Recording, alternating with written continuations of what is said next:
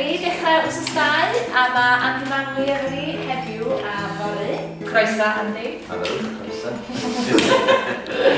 Beth ydych chi'n gwneud da? Da ni wedi gweithio efo Andy wedi bod yn edrych ar y llun storiol. You've been asking lots of questions and...